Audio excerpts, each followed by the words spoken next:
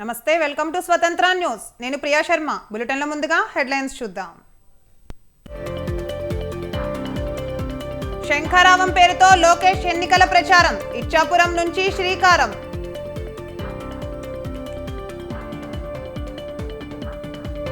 ఈ నెల 14 నుంచి ఉభయ గోదావరి జిల్లాల్లో పవన్ పర్యటన. 3వ దశలో ప్రచార సభల్లో ఎన్నికల శంఖారావం.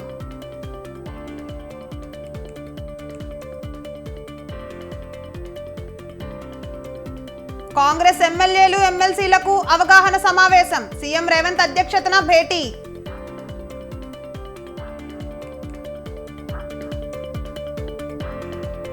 పల్నాడు జిల్లా నరసరావుపేటలో ఫ్లెక్సీ వార్. రోడ్లపై భారీగా ఏర్పాటు చేసిన ప్రధాన పార్టీల ఫ్లెక్సీలు.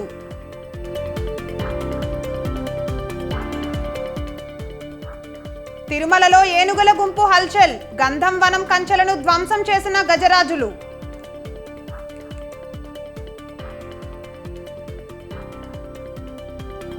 ఎటూ తేలని పాక్ రాజకీయం. ఇంకా కొనసాగుతున్న ఓట్ల లెక్కింపు.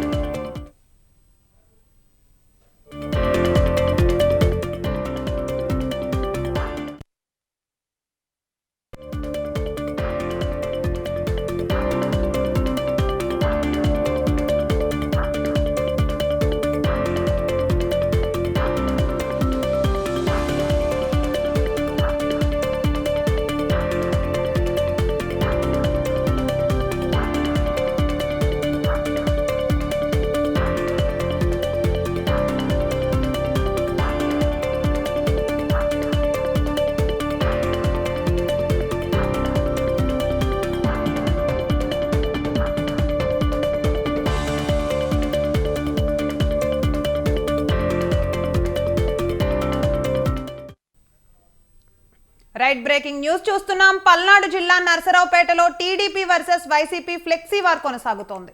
నరసరావుపేటలో ప్రధాన పార్టీల ఎంపీ అభ్యర్థుల ఆఫీసుల ప్రారంభం కొద్ది రోజుల్లో జరగనుంది. అయితే వైసీపీ ఎంపీ అనిల్ కుమార్ యాదవ్ కార్యాలయం, టీడీపీ ఎంపీ లావు శ్రీకృష్ణదేవరాయలు కార్యాలయం పక్కపక్కనే ఉండడంతో ఫ్లెక్సీల విషయంలో పోటీ పడుతున్నారు. దీంతో పోటాపోటీగా ఫ్లెక్సీలు వెలిశాయి. టీడీపీ అభ్యర్థి లావు కృష్ణదేవరాయలకి టీడీపీ అధిష్టానం సీటు అధికారికంగా ప్రకటించకపోయినా ముందుగానే అభిమానులు ఫ్లెక్సీలు ఏర్పాటు చేశారు.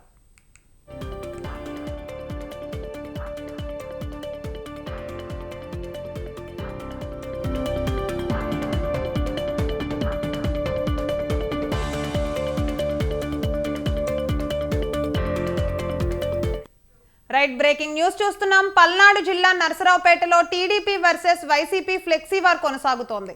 నరసరావుపేటలో ప్రధాన పార్టీల ఎంపీ అభ్యర్థుల ఆఫీసులు ప్రారంభం కొద్ది రోజుల్లో జరగనుంది. అయితే వైసీపీ ఎంపీ అనిల్ కుమార్ యాదవ్ కార్యాలయం, టీడీపీ ఎంపీ లావు శ్రీకృష్ణదేవరాయలు కార్యాలయం పక్కపక్కనే ఉండడంతో ఫ్లెక్సీల విషయంలో పోటీ పడుతున్నారు. దీంతో పోటాపోటీగా ఫ్లెక్సీలు వెలిశాయి. టీడీపీ అభ్యర్థి లావు కృష్ణదేవరాయలకి టీడీపీ అధిష్టానం సీటు అధికారికంగా ప్రకటించకపోయినా ముందుగానే అభిమానులు ఫ్లెక్సీలు ఏర్పాటు చేశారు.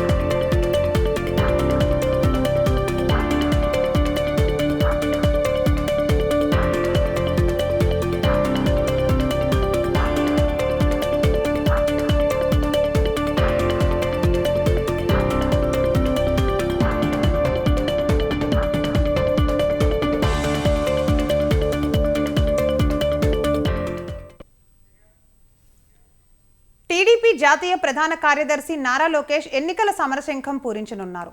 యువగళం పాదయాత్ర సాగని చోట్ల ఎన్నికల ప్రచారం నిర్వహించేలా శంఖారావాన్ని శ్రీకాకుళం జిల్లా ఇచ్చాపురంలో లాంఛనంగా ప్రారంభిస్తున్నారు. రోజుకు 3 నియోజకవర్గాల చొప్పున 11 రోజుల పాటు తొలి దశలో 31 నియోజకవర్గాల్లో పర్యటన సాగనుంది. వైసీపీ ప్రభుత్వం అమలు చేస్తున్న ప్రజా వ్యతిరేక విధానాలకు వ్యతిరేకంగా శంఖారావం కార్యక్రమాన్ని చేపడుతున్నారు.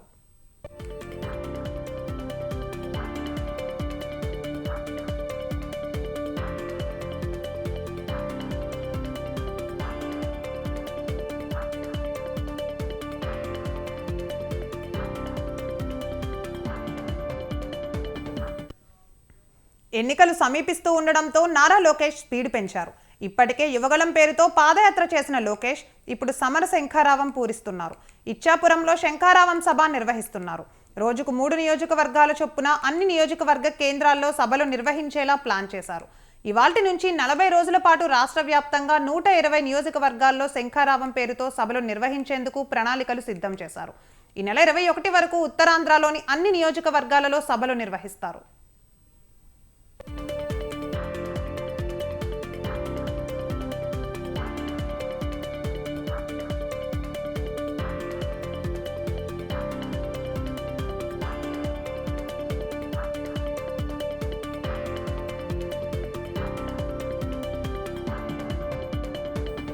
యువగళం పాదయాత్ర ముగించినప్పటికీ శ్రీకాకుళం, పార్వతీపురం, మన్యం, విజయనగరం జిల్లాల్లోని కొన్ని నియోజకవర్గాల్లో లోకేష్ పర్యటించలేదు.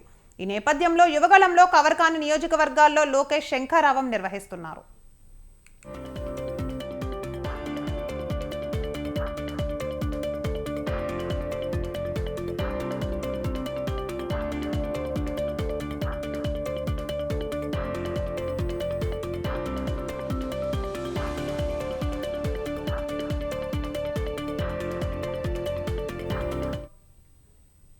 రైట్ బ్రేకింగ్ న్యూస్ చూస్తున్నాం. టీడీపీ జాతీయ ప్రధాన కార్యదర్శి నారా లోకేష్ ఎన్నికల సమరశంఖం పూరించనున్నారు. యువగళం పాదయాత్ర సాగని చోట్ల ఎన్నికల ప్రచారం నిర్వహించేలా శంఖారావాన్ని శ్రీకాకుళం జిల్లా ఇచ్చాపురంలో లాంఛనంగా ప్రారంభిస్తున్నారు. రోజుకు 3 నియోజకవర్గాల చొప్పున 11 రోజుల పాటు తొలి దశలో 31 నియోజకవర్గాల్లో పర్యటన సాగనుంది. వైసీపీ ప్రభుత్వం అమలు చేస్తున్న ప్రజా వ్యతిరేక విధానాలకు వ్యతిరేకంగా శంఖారావం కార్యక్రమాన్ని చేపడుతున్నారు.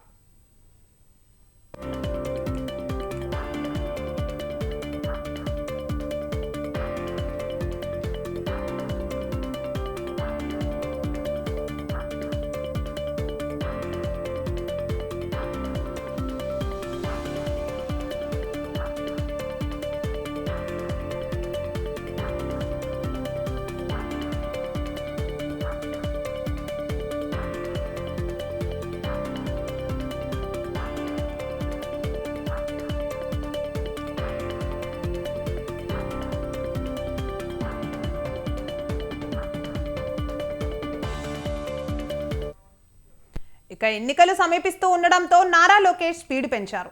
ఇప్పటికే యువగళం పేరుతో పాదయాత్ర చేసిన లోకేష్ ఇప్పుడు సమర శంఖారావం పూరిస్తున్నారు. ఇచ్చాపురంలో శంఖారావం సభ నిర్వహిస్తున్నారు. రోజుకు 3 నియోజకవర్గాల చొప్పున అన్ని నియోజకవర్గాలు కేంద్రాల్లో సభలు నిర్వహించేలా ప్లాన్ చేశారు.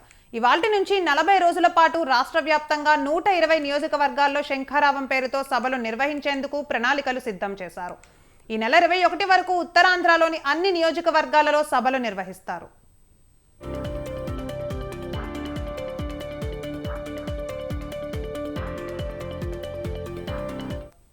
యువగళం పాదయాత్ర ముగించినప్పటికీ శ్రీకాకుళం, పార్వతీపురం, మన్యం, విజయనగరం జిల్లాల్లోని కొన్ని నియోజకవర్గాల్లో లోకేష్ పర్యటించలేదు. ఈ నేపథ్యంలో యువగళంలో కవర్ కాని నియోజకవర్గాల్లో లోకేష్ శంఖారావం నిర్వహిస్తున్నారు.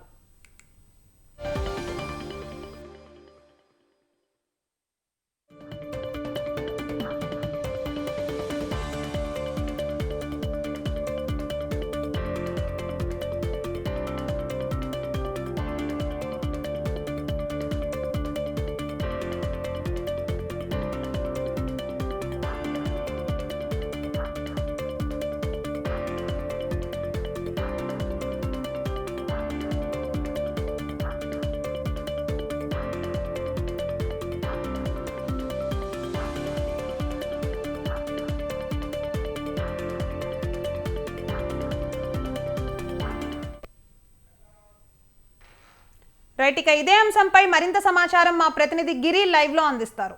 గిరి, ఓవర్ టు యూ.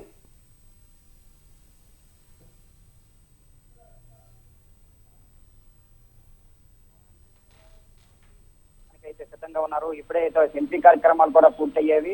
సెల్ఫీ కార్యక్రమాల అనంతరము ఆయన ప్రసంగించి ఆ యొక్క ఎవరైతే ఉన్నారో కార్యకర్తలు వారితో అయితే సమావేశం అయితే నిర్వహించిన అనంతరము సాయంత్రము వరకు కూడా జిల్లాలోనే పర్యటిస్తారని కూడా మనకి తెలుస్తుంది. అయితే మధ్యాహ్నము భోజనం అయితే పలాసలో చేసి పలాసలో ఉన్న సమస్యలను అయితే పలాసలో కూడా తెలుసుకుంటారు. ఎప్పుడే పలాస ప్రాంగణం అంతా కూడా ఏర్పాట్లు అయితే పూర్తి చేశారు. అటు సాయంత్రం 5 గంటలకి మనకి టెక్కలు కూడా చేరుకుంటారు. అయితే ఇప్పుడు ఇచ్చాపురంలో ప్రధాన సమస్యలు అయితే అటు కిడ్నీ బాధితులు అయితే ఎవరైతే ఉన్నారో కిడ్నీ బాధితుల కోసం ఇప్పుడు ఇక్కడ ఉన్న సమస్యలను అయితే ఇప్పుడే ఆయనకి అక్కడ ఉన్న వ్యక్తులే తెలియపరచడం అయితే జరిగింది. ఎమ్మెల్యే అశోక్, ఎంపీ రామ్మోహన్ రెడ్డి సమక్షంలో అయితే కూడా వినతి పత్రాలు కూడా ఇవ్వడం అయితే జరిగింది. అయితే ఇప్పుడు ఏదైతే కిడ్నీ బాధితులకి ఇక్కడ సౌకర్యాలు అయితే కల్పిస్తామని చెప్పి ఈ ప్రభుత్వం చెప్పిందో అది ఎంతవరకు కూడా నెరవేరలేదు. అది మంచినీటి పథకం కూడాను అది సుదీర్ఘమైన ఆ ప్రాంతం నుంచి వస్తున్న నీరు కూడాను పూర్తి స్థాయిలో ఇప్పుడు ఎప్పటి వరకు పూర్తి అవ్వకపోవడం అందకపోవడంతో ఆ యొక్క సమస్యలు అలానే ఉన్నాయని కూడాను ఇక్కడ చెప్పడం అయితే జరుగుతుంది. అయితే ఇది చూసుకుంటే ఇక్కడ బెంతు ఒరియాలు కూడాను కొద్ది రోజులుగాను కూడా వారు కూడాను ఇక్కడ నిరసన ర్యాలీ మరియు రిలే నిరాహార దీక్షలు చేపడుతున్నారు. అవి కూడాను మాకు ఎస్టీ జాబితా 2003లో ఆగిపోయింది, దాన్ని పునరుద్ధరించండి అని చెప్పి కూడా వారు చేయడం జరిగింది. వారు కూడా వినతి పత్రం ఇవ్వడానికి లోకేష్ గారిని కలటానికి కూడాను వీళ్ళు సిద్ధంగా ఉన్నారు. అటు టీడీపీ జనసేన నాయకులు కార్యకర్తలు కూడా పెద్ద ఎత్తున అయితే సభల ప్రాంగణం అయితే చేరుకొని ఇప్పుడు ఆయన ప్రసంగాన్ని అయితే వినడానికి అయితే సిద్ధంగానే ఉన్నారు. అటు పలాసలో కూడా పూర్తి స్థాయిలో సమస్యలు ఉన్నాయి. అటు గౌతు శిరీష ఆధ్వర్యంలో అక్కడ ఉన్న స్థానిక మంత్రి చేసిన అరాచకాలు ఎక్కువగా ఉన్నాయి, వాటిపైన కూడా లేవనెత్తున్నారని కూడా మనకు తెలుస్తుంది. అయితే ఏ మేరకు ఈ రోజు సభలో సక్సెస్ చేస్తారనేది కూడా మనం వేచి చూడాలి. Right, thank you for the updates గిరి.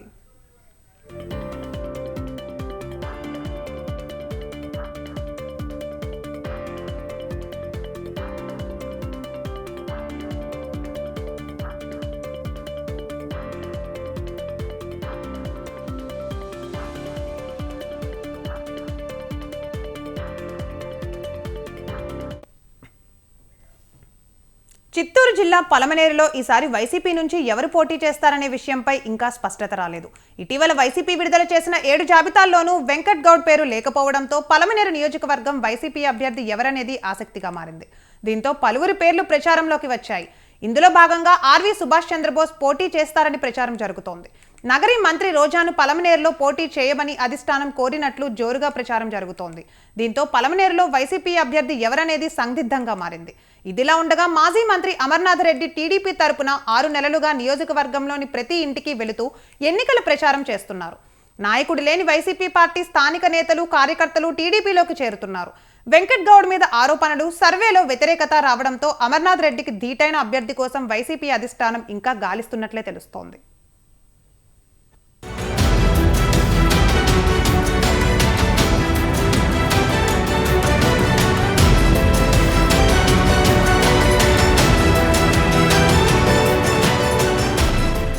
ఏమాత్రం రాజకీయ నేపథ్యం లేని వెంకటే గౌడ 2019 ఎన్నికల్లో పలమనేరు వైసీపీ అభ్యర్థిగా పోటీ చేసి గెలుపొందారు. గెలిచిన ఏడాదిన్నరకే నియోజకవర్గంలోని పలువురు సీనియర్ నాయకుల పట్ల ఎమ్మెల్యే నిర్లక్ష్యం చూపించారు. దీంతో వాళ్ళంతా అంటి ముట్టనట్లు ఉండిపోయారు. నియోజకవర్గంలో పార్టీ, ప్రభుత్వ నామినేటెడ్ పదవుల్ని అప్పగించడంలోనూ ఎమ్మెల్యే ఏకపక్షంగా వ్యవహరించారనే విమర్శలున్నాయి. శంకర్రాయలపేట చెరువు నుంచి కర్ణాటకకు అక్రమంగా ఇసుక తరలించారని, గొల్లపల్లి సమీపంలో చెల్లని చెక్కుతో క్వారీ కొనుగోలు చేశారని, బలవంతంగా కొందరి క్వారీలను లాక్కున్నారని ఎమ్మెల్యే మీద తీవ్ర ఆరోపణలున్నాయి. చెల్లని చెక్కు వ్యవహారం ఇప్పటికే కర్ణాటక కేజీఎఫ్ కోర్టులో నడుస్తోంది.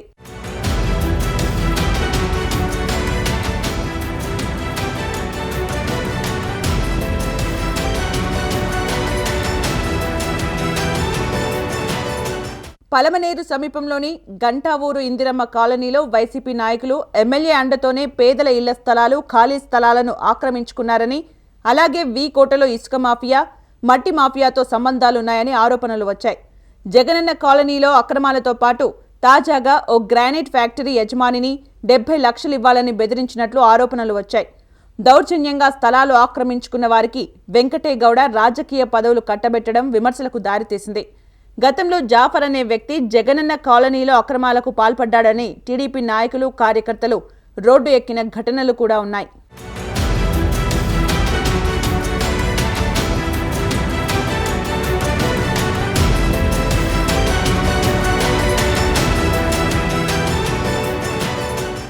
ఈసారి వైసీపీ అధిష్టానం వెంకటే గౌడకు టికెట్ ఇస్తే ఖచ్చితంగా ఓడిస్తామని పెద్ద పంజాణి, గంగవరం మండలాల సొంత పార్టీ సీనియర్ నాయకులు చెబుతున్నారు. ఇక వెంకటే గౌడ సొంత మండలమైన వీకోటలోనూ ఎమ్మెల్యే వ్యతిరేక వర్గం బలంగా ఉంది అని చెప్పుకోవచ్చు. నియోజకవర్గంలోని అన్ని మండలాల్లోనూ వైసీపీకి, ఎమ్మెల్యేకి వ్యతిరేకత బలంగా ఉందనే విషయం తెలుస్తోంది. వైసీపీ చేసుకున్న సర్వేలో వెంకటే గౌడ మీద వ్యతిరేకత ఉందని సమాచారం. దీనికి తోడు నియోజకవర్గంలోని నాయకులు పెద్దిరెడ్డిని కలిసి వెంకటే గౌడకు టికెట్ ఇవ్వొద్దని కోరినట్లు తెలుస్తోంది. అందుకే వైసీపీ 7 జాబితాల్లోనూ వెంకటే గౌడకు స్పష్టత ఇవ్వనట్లు ప్రచారం జరుగుతోంది.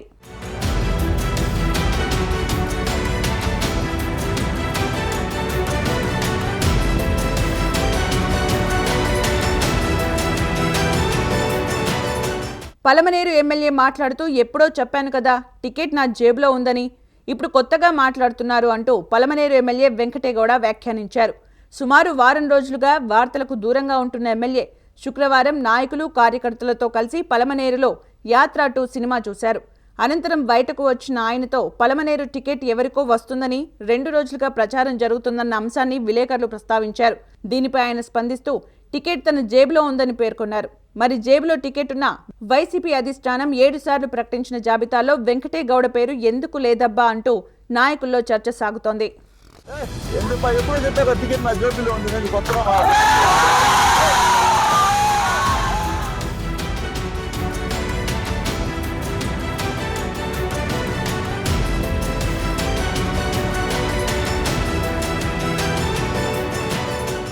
టీడీపీ నేత సుభాష్ చంద్రబోస్ ఇటీవల సీఎం జగన్ సమక్షంలో వైసీపీలో చేరిన విషయం తెలిసిందే. పలమనేరు టికెట్ మాట తీసుకునే ఆర్వి సుభాష్ వైసీపీలో చేరారనే ప్రచారం ఊపందుకుంది. ఆ తర్వాత ఆయన కూడా సైలెంట్ అయిపోయారు. ఈ మధ్య జడ్పీ చైర్మన్ శ్రీనివాసులు కూడా పలమనేరు నుంచి ఎమ్మెల్యేగా పోటీ చేసేందుకు సిద్ధంగా ఉన్నట్లు ప్రకటించారు. ఈయనకు అధిష్టానం అండ ఉండడంతోనే అనూహ్యంగా జడ్పీ చైర్మన్ అయిన విషయం తెలిసిందే.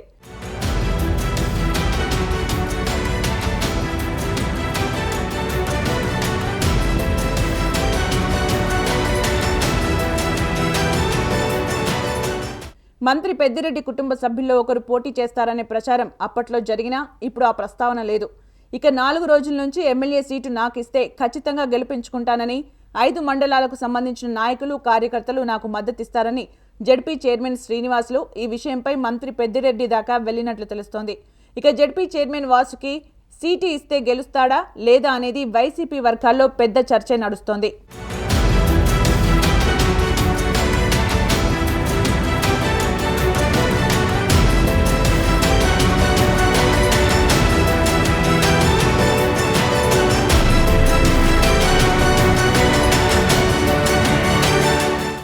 యాదమరి మండలానికి చెందిన ప్రముఖ పారిశ్రామికవేత్త మోహన్ రెడ్డి పేరు తాజాగా ప్రచారంలోకి వచ్చింది. ఈయన జడ్పీ వైస్ చైర్మన్ ధనుంజయ రెడ్డికి సోదరుడు. పూతలపట్టు నియోజకవర్గంలో వైసీపీ అభ్యర్థుల ఎంపిక, గెలుపు విషయాల్లో మోహన్ రెడ్డి కీలక పాత్ర పోషిస్తూ వస్తున్నారు. 2019 ఎన్నికల్లోనూ మోహన్ రెడ్డి పేరు పలమనేరులో జోరుగానే వినిపించింది. ఇక కొత్తగా మంత్రి రోజా పేరు కూడా తెరపైకి వస్తుంది. ఈసారి ఎలాగైనా పలమనేరు నియోజకవర్గంలో ధీటైన వ్యక్తిని దింపాలని వైసీపీ అధిష్టానం నిర్ణయించుకుంది.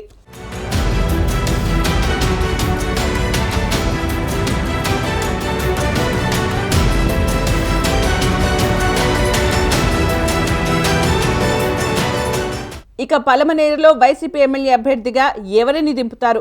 వైసీపీ అధిష్టానం అమర్నాథ్ రెడ్డికి ధీటైన వ్యక్తిని బరిలోకి దింపుతుందా లేదా అనేది ఇప్పుడు పెద్ద ప్రశ్నగా మారింది. గతంలో వైసీపీ చేసిన తప్పులు సరిదిద్దుకుంటూ ఎప్పటికప్పుడు ప్రజల వద్దకే వెళ్లి ఇంటింటికి తెలుగుదేశం కార్యక్రమంలో బిజీగా గడుపుతున్నారు మాజీ మంత్రి అమర్నాథ్ రెడ్డి. ఇక నిన్న తాజాగా వీకోట మండలంలో వైసీపీ నుంచి 30 కుటుంబాలు టీడీపీలో చేరడంతో మళ్లీ పలమనేరు నియోజకవర్గంలో టీడీపీ జెండా ఎగరడం ఖాయమంటున్నారు అమర్నాథ్ రెడ్డి.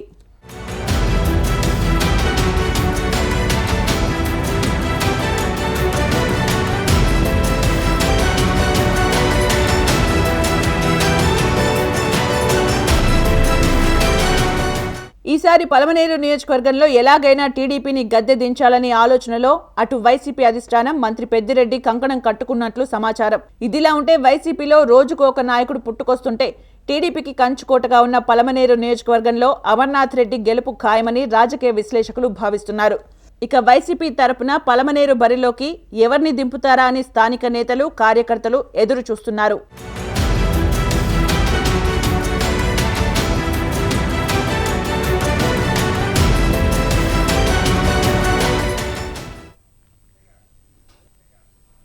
బీఆర్ఎస్ కార్పొరేటర్లు కాంగ్రెస్ పార్టీలో చేరుతున్నారు. కాంగ్రెస్ పార్టీ అధికారంలోకి వచ్చింది కాబట్టి కార్పొరేటర్లు క్యూ కట్టారని అనుకోవడం సహజమే. కానీ ఎమ్మెల్యేలు బీఆర్ఎస్ నాయకుల తీరు, సమన్వయ లోపం వల్లే బీఆర్ఎస్ ను వీడి అధికార పార్టీలోకి వలస వెళ్తున్నారనే వాదనలు కూడా వినిపిస్తున్నాయి.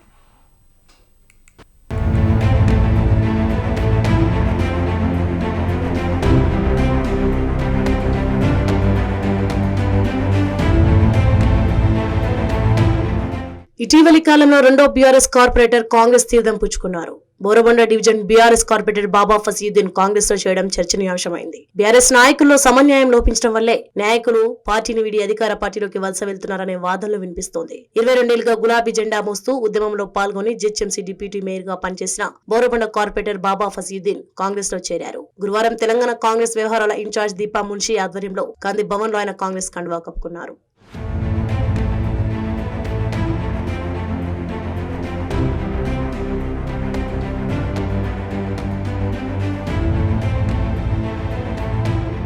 బీఆర్ఎస్ పార్టీ ప్రాథమిక సభ్యత్వానికి పార్టీ అధికార ప్రతినిధి పదవికి రాజీనామా చేస్తూ బాబా ఫజీయుద్దీన్ బీఆర్ఎస్ పార్టీ అధ్యక్షుడు కేసీఆర్ కు ఓ లేఖ రాస్తూ తన ఆవేదన వ్యక్తం చేశారు. ఇటీవల కాలంలో పార్టీ అనుసరించిన విధానాలు తనకు నచ్చలేదని, పార్టీ ఆవిర్భావం నుంచి తాను కష్టపడి పనిచేశారని, తెలంగాణ ఉద్యమంలో విద్యార్థి నాయకుడిగా చురుగ్గా పాల్గొన్నానని, అయినా పార్టీ గుర్తింపు లభించలేదన్నారు.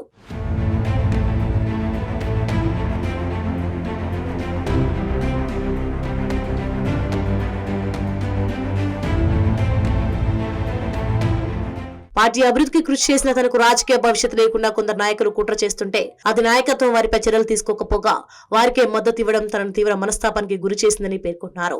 రాజకీయంగానే కాకుండా భౌతికంగా లేకుండా చేసే కుట్ర జరుగుతుందని తెలిసి అది నాయకత్వం దృష్టికి తీసుకెళ్లినా ప్రయోజనం లేకుండా పోయిందన్నారు. పార్టీ కోసం పనిచేసిన ఉద్యమకారుడికి రక్షణ కరువైందని, అందుకే తాను పార్టీ ప్రాథమిక సభ్యత్వానికి మీడియా ప్రతినిధి పదవికి రాజీనామా చేస్తున్నట్లు లేఖలో పేర్కొన్నారు.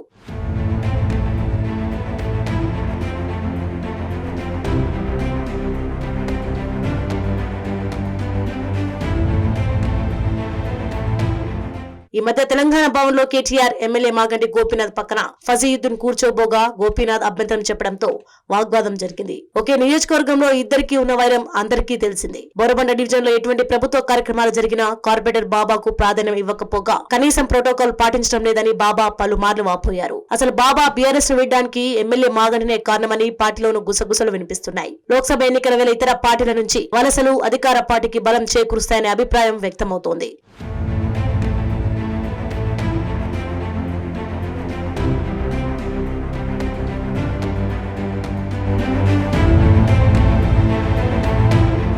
బీఆర్ఎస్ అధినాయకత్వం ఇలాంటి గొడవలపై దృష్టి పెట్టిన పక్షంలో అధికార పార్టీ, ప్రత్యర్థి పార్టీ నాయకులకు గాలం వేయడం ఖాయం.